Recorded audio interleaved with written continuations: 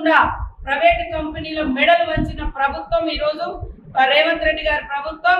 దానికి అనుగుణంగా రైతుల కష్టాలు కన్నీళ్లు తుడిచి వాళ్ళు ఒక్కొక్క రైతుకు 60,000, 70,000, లక్ష నష్టపరిహారం ఇచ్చింది.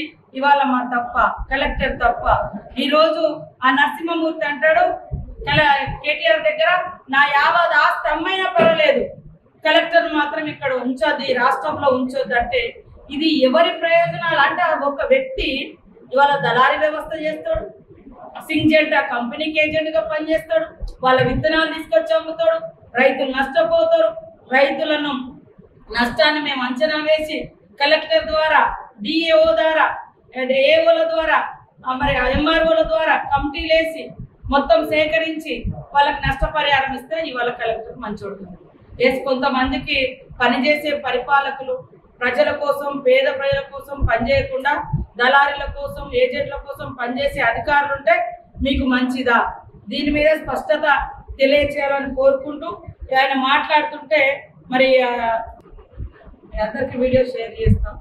అంటే ఎట్లాంటి దళారులను వాళ్ళ మీరు దగ్గర పెట్టుకొని ఆయన నిలబెట్టిందంటే కలెక్టర్ మనం తప్పు చేసాం, కొంతమంది చావులకు కారణమైనరు, ఆ డబ్బులు తీసుకున్నారు, అలాంటి వాళ్ళకి ఈరలు వేసుకుంటా చప్పట్లు కొట్టించుకుంటా కేటీఆర్ గారు కూడా నమస్తే అని దండం పెట్టే పరిస్థితి వస్తే వాళ్ళు ఏం చేసిర్రు ఏంది అనేది వివరాలు ఇవ్వకుండా ఇవాళ యావత్ ఆస్తిని నువ్వు నీ ఆస్తి ఎవరికి కావాలరా బాబు?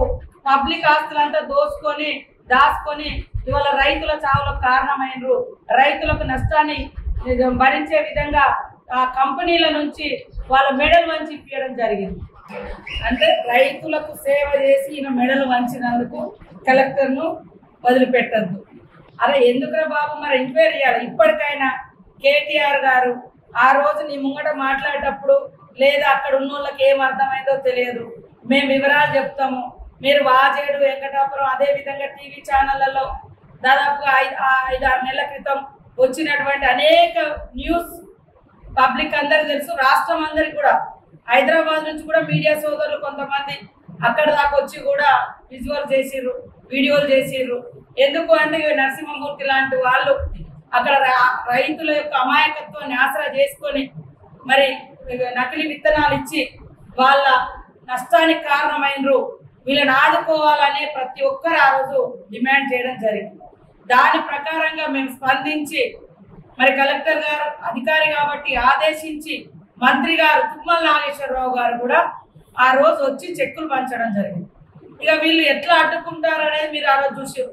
మేమేమో రైతుల చెక్కులు పంచడానికి పోతుంటే మరి వేరే కారణాలు తీసుకొచ్చి రోడ్డు మీద ధర్నాలు చేసి ఏదో హంగామా చేసారు.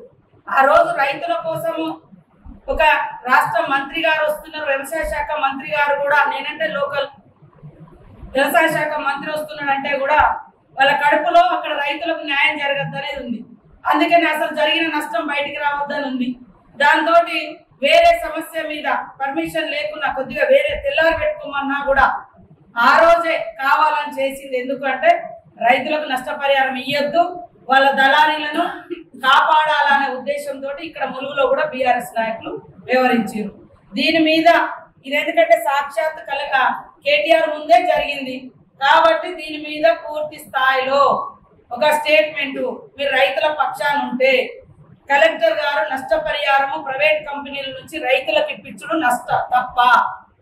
అదే విధంగా ఇలాంటి దళారులు యథేచ్ఛగా ఆ పార్టీ ఈ పార్టీని కండోలు వేసుకొని నకిలీ విత్తనాలు, నకిలీ వ్యవస్థ, నకిలీ దందాలు చేసుకుంటా ఉంటే మీరు వాళ్ళని గద్దె మీద ఎక్కించుకొని వాళ్ళకి దండం పెట్టుకుంటా వాళ్ళ తప్పుడు చర్యలను ఎంకరేజ్ చేస్తారా ఏంటిదనేది స్పష్టం చేయాలనేది మేము డిమాండ్ చేస్తున్నాం.